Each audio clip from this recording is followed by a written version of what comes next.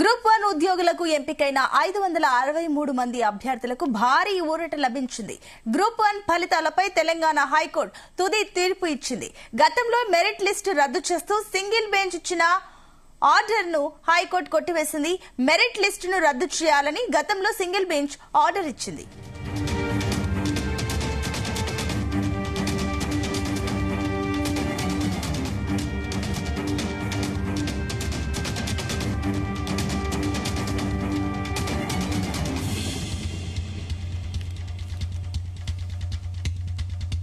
Group 1 ఉద్యోగులకు ఎంపికైన 563 మంది అభ్యర్థులకు భారీ ఊరట లభించింది. గ్రూప్ 1 ఫలితాలపై తెలంగాణ హైకోర్టు తుది తీర్పిచ్చింది. గతంలో మెరిట్ లిస్టు రద్దు చేస్తూ సింగిల్ బెంచ్ ఇచ్చిన ఆర్డర్ను హైకోర్టు కొట్టివేసింది.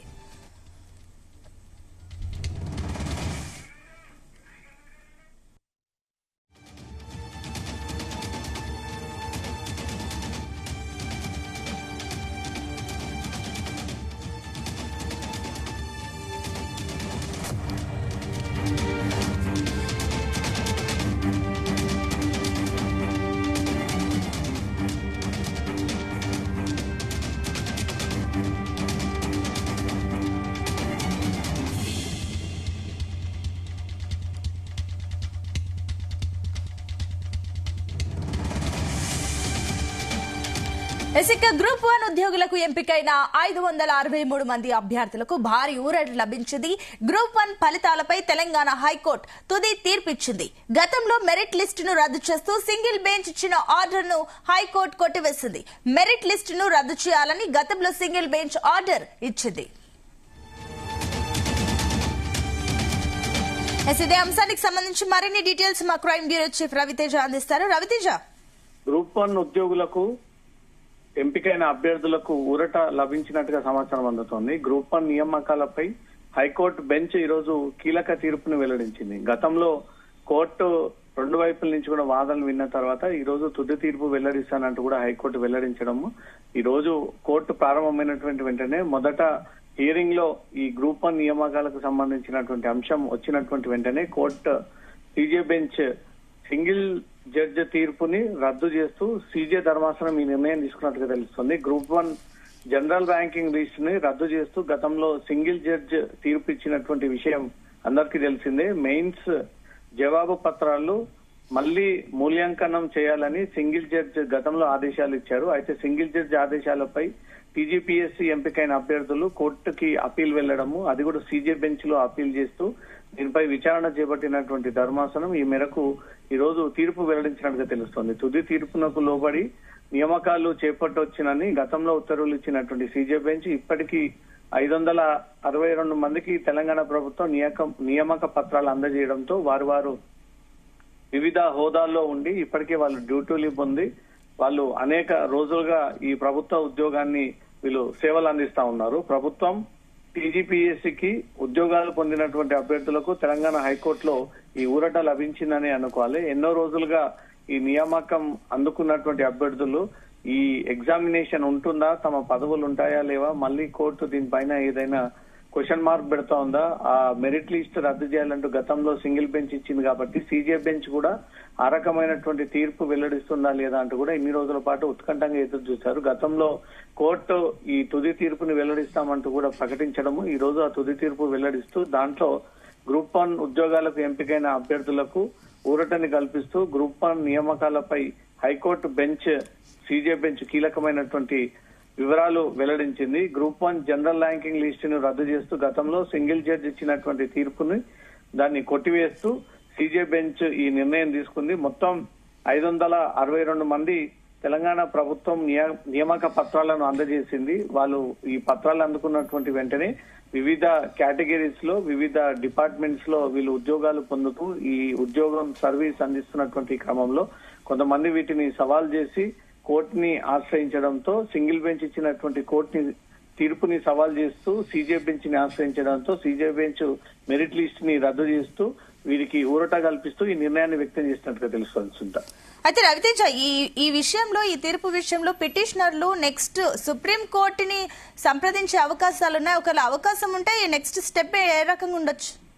అనేక అభ్యంతరాలు వీళ్ళు కోర్టు దృష్టికి తీసుకొచ్చారు. కొన్ని అవకతవకలు జరిగాయని, కొంతమందిని మాత్రమే పరిగణలోకి తీసుకొని సెలెక్టెడ్ గా ఇది జరిగిందనే కొన్ని ఆరోపణలు కూడా కోర్టు దృష్టికి రావడం జరిగింది. 563 మంది అభ్యర్థులు ఈ మెరిట్ లిస్ట్ కి సంబంధించి గతంలో కోర్టు రెండు వైపుల నుంచి వాదనలు విన్న తర్వాత ఏది నిజాలు ఏది అబద్దాలు అంటూ కూడా కోర్టు రెండు వైపుల నుంచి తెలుసుకొని ఈ రోజు తుది తీర్పు వెల్లడిస్తున్నామంటూ కూడా ఇంతకు ముందే ఆ మెరిట్ లిస్ట్ ని రద్దు చేస్తూ సింగిల్ బెంచ్ ఇచ్చినటువంటి తీర్పుని కొట్టివేస్తూ వీరందరూ కూడా ఉపశమనం కలిగించినట్టుగా తెలుస్తోంది. వీరు మళ్లీ తిరిగి ఉన్నత న్యాయస్థానాన్ని ఆశ్రయించేటువంటి ఛాన్స్ ఉంది. ఎందుకంటే చాలా మంది ఈ ఎగ్జామినేషన్స్ కి ప్రిపేర్ అయ్యి వీళ్ళు ఎగ్జామినేషన్ రాసినప్పటికీ వాళ్ళకు అన్ని డిపార్ట్మెంట్స్ లో మంచి స్కోర్ వచ్చినప్పటికీ ఇక్కడ మాత్రం తమకు కొంత డౌట్ఫుల్ గా ఉందనే అభ్యంతరాలు కూడా కోర్టు దృష్టికి తీసుకొచ్చారు. కాబట్టి ఈ ఉన్నత అధికారుల ఉన్నత న్యాయస్థానం దృష్టికి కూడా ఈ అభ్యర్థులు తీసుకెళ్లి సీజే బెంచ్ ఇచ్చినటువంటి తీర్పు విషయంలో గానీ, గతంలో సింగిల్ బెంచ్ ఇచ్చినటువంటి తీర్పు విషయం గానీ వీళ్ళు మళ్లీ ఉన్నత న్యాయస్థానం కోర్టుకు వెళ్లి అప్పీల్కి వెళ్లేటువంటి ఛాన్స్ కూడా ఉంది సుంత. అయితే రవితేజ, ఇప్పుడు మీరు అన్నట్లు కూడా ఈ తీర్పు తర్వాత రాష్ట్రంలో ఇతర పోటీ పరీక్షలపైన నమ్మకం పెరిగే ఛాన్సెస్ ఉన్నాయా? గతంలో బీఆర్ఎస్ ప్రభుత్వం అధికారంలోకి ఉన్నప్పుడు 10th పేపర్ లీకేజ్ నుంచి మొదలుకొని ఇంటర్మీడియట్, ఆ తర్వాత గ్రూప్ 1, గ్రూప్ 4 పరీక్ష లాంటివన్నీ కూడా మాల్ ప్రాక్టీస్ జరగడము, ఇవన్నీ కూడా అనేక గందరగోళానికి గురై గతంలో కొన్ని ఎగ్జామినేషన్స్ ని రద్దు చేయడము, కొన్ని మెరిట్ లిస్ట్ ని రద్దు చేయడము, అభ్యర్థుల ఎంపిక విషయంలో అవకతవకలు జరగడము, అనేక సంవత్సరాల నుంచి ఈ నిరుద్యోగుల విషయంలో ప్రభుత్వం చేస్తున్నటువంటి అలసట అనేది మాత్రం క్లియర్ గా అర్థమవుతోంది. ఎన్నో ఏళ్ల తరబడి నోటిఫికేషన్ కోసం ఎదురు చూస్తూ తీరా నోటిఫికేషన్ వచ్చిన తర్వాత ఇన్నేళ్ల పాటు ప్రిపేర్ అయి వాళ్ళు ఆ ఉద్యోగం పొందుతున్నటువంటి సంతోషానికి వెళ్తున్న క్రమంలోనే కోర్టు నుంచి ఏదో రకమైనటువంటి మొట్టికాయలు పడడము, కొంతమంది అభ్యర్థులు ఇది అవకతవకలు జరిగాయి, కరెక్షన్ లో మెరిట్ లిస్ట్ సరిగ్గా లేదు, అనుభవం లేనటువంటి టీచర్స్ ద్వారా ఈ కరెక్షన్ జరుగుతా ఉందంటూ కూడా రకరకాల అభ్యంతరాలు వ్యక్తం చేస్తూ ప్రతి ప్రభుత్వ ఎగ్జామినేషన్స్ కి వారి అభిప్రాయాలని కోర్టు దృష్టికి తీసుకెళ్లడము, కోర్టు దీంట్లో నిజంగానే నిరుద్యోగులకు అన్యాయం జరుగుతుందనే దానిపై కూడా కోర్టు స్పందించి టీజీపీఎస్ కి గతంలో ఆదేశాలు ఇచ్చి ఆ ఎగ్జామ్ లో రద్దు చేసినటువంటి సందర్భాలు ఉన్నాయి. కాబట్టి తెలంగాణ నిరుద్యోగులకు అన్ని చోట్ల అవమానమే జరుగుతా ఉంది. ఎక్కడ కూడా వారు న్యాయం జరగట్లేదు. ఎన్నేళ్ల కృషి పోరాటంతో వాళ్ళు ప్రభుత్వ ఉద్యోగాన్ని సాధించాలని ఎన్ని ప్రయత్నాలు చేసినా ఏదో ఒక ఎగ్జామినేషన్ ని రద్దు చేయడము, దాంట్లో అవకతవకలు అంటూ, స్కామ్ అంటూ, మాల్ ప్రాక్టీస్ అంటూ, పేపర్ లీకేజ్ అంటూ రకరకాల ఇష్యూస్ వెలుగులోకి వచ్చాయి. కాబట్టి ఎవరికి కూడా తెలంగాణ ప్రజలకు ఇంట్రెస్ట్ లేకుండా పోయింది. ఈ ప్రభుత్వ ఎగ్జామినేషన్ రాస్తే చివరికి మనం సెలెక్ట్ అవుతామా, నిజంగానే ప్రాపర్ గా సెలక్షన్స్ ఉంటున్నాయా లేదా, ఇంకా దీంట్లో ఏమైనా వీళ్ళు మతలబ్ చేసి సెలెక్ట్ అవుతా ఉన్నారనే అనుమానాలు వ్యక్తం అవుతా ఉన్నాయి. కాబట్టి ఇప్పుడు గ్రూప్ 1 ఎగ్జామినేషన్ సంబంధించి సీజే బెంచ్ ఇచ్చినటువంటి తీర్పుని సవాల్ చేస్తూ అభ్యర్థులు ఉన్నత న్యాయస్థానాన్ని ఆశ్రయించేటువంటి అవకాశం కూడా ఉంది సుంత. అయితే నెక్స్ట్ రవితేజ, ఈ కేసు వల్ల ఏదైతే ఇప్పటి వరకు నియామకాలు ఆలస్యమయ్యాయో ఇప్పుడు తీర్పు తర్వాత ఈ నియామక ప్రక్రియ ఇంకా కాస్త వేగం పుంజుకునే అవకాశాలు ఉన్నాయనుకోవచ్చా? కోర్టు పరిధిలో ఉంది ఇన్ని రోజులు. కోర్టు ఇప్పుడు క్లియరెన్స్ ఇచ్చింది. సింగిల్ బెంచ్ ఇచ్చినటువంటి మెరిట్ లిస్ట్ ని రద్దు చేయాలని ఇచ్చినటువంటి తీర్పుని సీజే బెంచ్ దాన్ని కొట్టివేస్తూ ఈ నిర్ణయాన్ని వ్యక్తం చేసింది. కాబట్టి ఆ తర్వాత టీజీపీఎస్సీ తీసుకోబోయేటువంటి నిర్ణయాన్ని బట్టి ఇక ముందు టీజీపీఎస్సీ తరఫున వెలువడేటువంటి నోటిఫికేషన్ల విషయంలో ఆ కమిటీ నిర్ణయాన్ని బట్టి ముందుకు వెళ్లేటువంటి ఛాన్స్ ఉంది. ఇప్పుడు ఈ 563 మంది అభ్యర్థులు ఎవరైతే ఎంపికై ఆల్రెడీ తెలంగాణ ప్రభుత్వం తరఫున వీళ్ళు మెరిట్ లిస్ట్ ఉద్యోగ పత్రాలను పొంది ఉద్యోగాలు ఇప్పుడు ప్రస్తుతం కొనసాగిస్తా ఉన్నారో వారికి మాత్రం ఎలాంటి ఇబ్బందులు లేదనేది మాత్రం కోర్టు క్లియర్ గా డైరెక్షన్ ఇస్తూ వాళ్లకు ఈ వెసులుబాటు, ఈ ఉపశమనం కలిగించినట్టుగా తెలుస్తోంది.